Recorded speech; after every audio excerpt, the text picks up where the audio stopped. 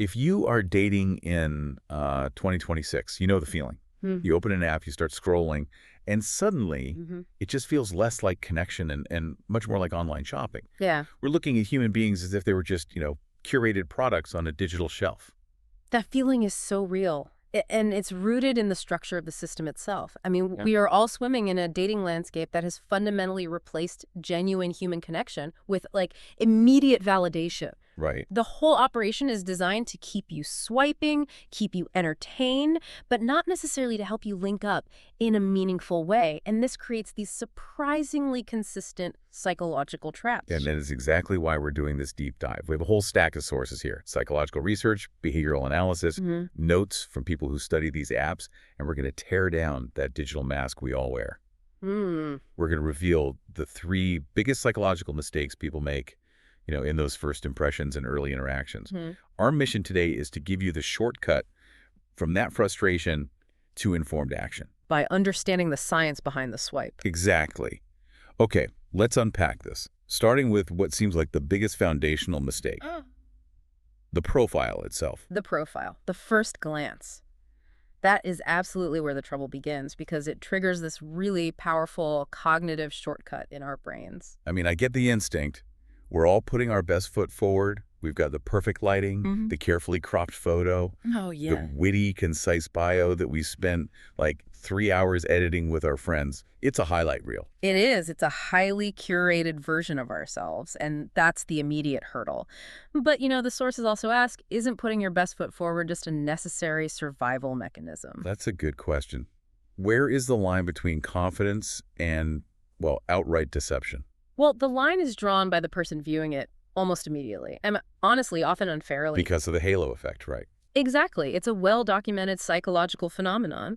The brain is it's wired to conserve energy, so when it sees an appealing piece of information, like an attractive photo or, a cool travel picture, it doesn't wait for more data. So it just fills in the blanks. It fills in the blanks. The dating app interface is so information poor that the brain defaults to what we call cognitive heuristics, these mental shortcuts. If a person is physically attractive, your brain just automatically assumes they're also kind, successful, emotionally stable. A generally high-quality partner. Precisely. So if I'm the one scrolling, I'm not actually falling for the real person.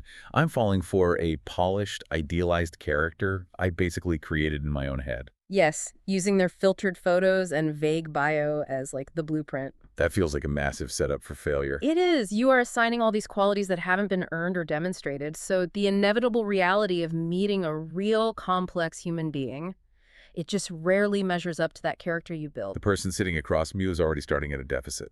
A huge deficit. A deficit against the perfect ghost you imagine. Okay, so if the goal is to filter for actual compatibility, how do we combat that? How do we fight that immediate psychological trap? What should we be looking for instead of just, aesthetic coolness? You have to actively reprogram what you look for. I mean, really, stop looking for the aesthetically cool photos, the filters, the generic beach scenes, and start looking for what the sources call green flags in the bio, things that indicate vulnerability or specific values. Authenticity is so rare in the digital mask era that it's inherently valuable. Okay, give me an example, like a side-by-side of a halo effect bio versus a vulnerable green flag bio. Okay. A halo effect bio is generic. It's optimized for broad appeal. I love travel, good food, and hitting the gym, looking for a partner in crime. Ugh, I've seen that 100 times. We all have. It's cool, but it tells you nothing specific about their internal world. Now, a green flag bio, it shows a crack in the armor or a deep, specific passion. Like what? Something like, I'm secretly obsessed with building elaborate model train sets, looking for someone who can tolerate the sound of tiny whistles, or maybe just someone who gets truly excited about their own weird hobbies. Ah, I see. That's so much better. That detail, it requires self-awareness, and it gives you a small, concrete piece of their personality to actually latch onto. Exactly. Not just the generic expectation of adventurous. If they show a specific value or a hint of self-awareness, that's where the real person might be hiding. You have to change what you value from perfection to transparency. Okay, so once you've stopped falling for the curated character, the next challenge is making sure you don't stall the connection entirely. Right. Let's say you've managed to avoid the worst of the halo effect.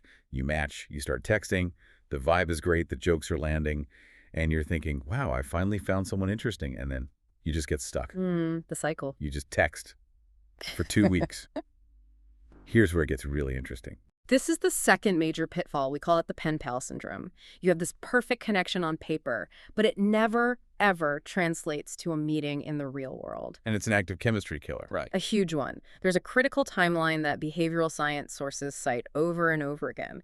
If a meeting hasn't occurred within, say, 7 to 10 days of that first real message, the chemistry you've built starts to rapidly degrade. The death zone. 10 days max. But tell me more about that. I mean, if the communication is fun and intellectually stimulating, why does texting actively kill the spark? Because texting is inherently a performance. It's so low stakes and highly managed. You have time to edit your replies, to ask your friends for advice, to Google the perfect witty comeback. You're delivering a polished version of yourself. A highly polished version without any true emotional or physical risk, but genuine lasting attraction.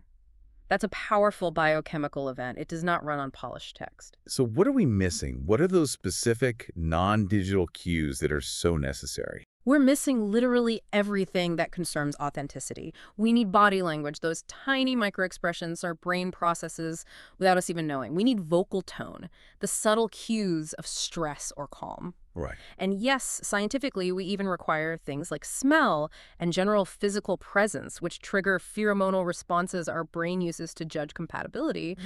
None of that is communicated through witty emojis. That's fascinating. So we're trying to conduct a complex symphony using just one instrument, the keyboard. But let me challenge that 7-10 day window. I know what people are thinking. What if I'm genuinely busy? Yeah. What if my schedule is slammed for 2 weeks? Do I just lose the connection? That's a crucial point. And it's where clarity comes in, which we'll get to. If you are genuinely busy, you communicate that up front, but you still lock in a specific date within that window. The pen pal syndrome, it's often not logistical. It's fueled by a fear of rejection.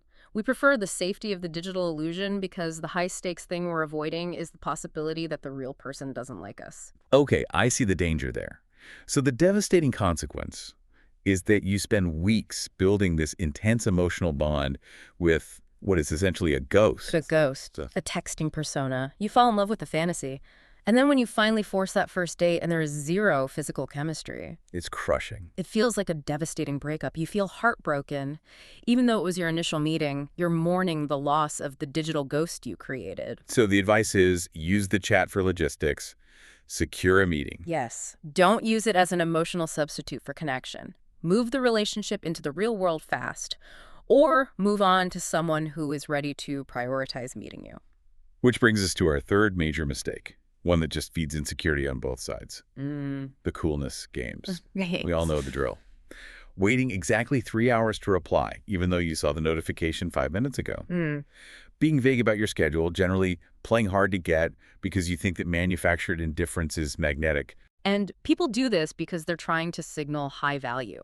They believe that if they're slightly inaccessible, the other person will chase harder, and that proves their own worth. But the sources we looked at are crystal clear that this strategy is deeply flawed if you're looking for something secure and long-term. Tell us who this actually attracts. It works, but it attracts exactly the wrong kind of people. Playing indifferent or hard to get primarily attracts people who like to chase. So people who are often insecure or avoidant themselves. Exactly. Or people who just thrive on drama and power struggles. It attracts people who are energized by the pursuit, not people who are emotionally ready to stay and build something stable. So the person who plays games attracts the person who requires games to feel engaged. It's a self-perpetuating cycle of mutual insecurity. It absolutely is. And from the perspective of a secure, healthy dater, being cool, being vaguely inaccessible is actually a soft red flag. Why is that? Because it indicates that you prioritize manipulative power dynamics over genuine vulnerability and directness. Secure people aren't interested in decoding your manufactured distance. They just see it as inefficiency and, frankly, emotional immaturity. That shifts the goal entirely, doesn't it? Yeah. The goal stops being about genuine connection and it starts being about winning a little power struggle. And that is the absolute core mistake people make. They're attempting to win a power struggle instead of building a bridge to the other person, and you just can't construct a bridge out of vagueness.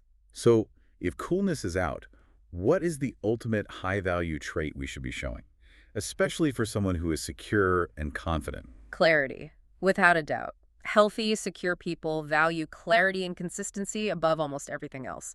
They operate with transparency because they know their value doesn't depend on another person's uncertainty. What does that transparency actually look like in practice then? How do I stop being cool and start being clear? It's about simple, direct communication.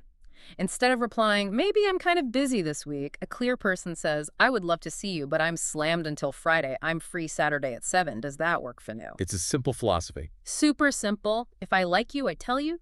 If I'm free, I see you. They don't have time for the performative dance because they respect their own time and the time of the person they're talking to. So transparency is the ultimate high-value trait. That is a really powerful reframing for anyone who feels like they have to play by those outdated rules. It requires confidence, not calculation. It requires confidence in your own inherent value, that you are enough without the chase. It shifts the entire dynamic from a contest to a genuine exploration of mutual interest. Okay, so what does this all mean? Let's put these 3 insights into a final framework for action. Give our listeners something concrete to use tonight. First, you have to beware the halo effect. Actively change what you're looking for in a profile. Seek out vulnerability and specific values that tell you who they actually are, not just aesthetic perfection that tells you who you wish they were. Second, avoid the pen pal death zone. Hmm. If you haven't secured a date within 7 to 10 days of that first message, you are building a doomed emotional bond with a ghost. Move it forward or move on. And third, choose clarity over coolness.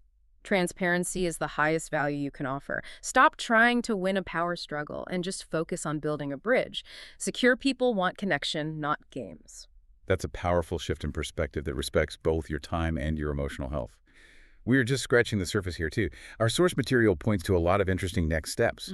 What happens when you leave the apps, how to spot actual red flags, and the whole minefield of love bombing. Oh, that's a big one. Definitely a future deep dive. For sure. But for now, maybe just take a moment to reflect on your own approach. If the goal, as we said, is to build a bridge through transparency, we have to ask ourselves a question. How much of the curated character we present online is necessary for self-protection? And when? When does that carefully constructed character become an impenetrable barrier to the genuine connection we're actually looking for? It's a fine line, and only you know which side you're standing on.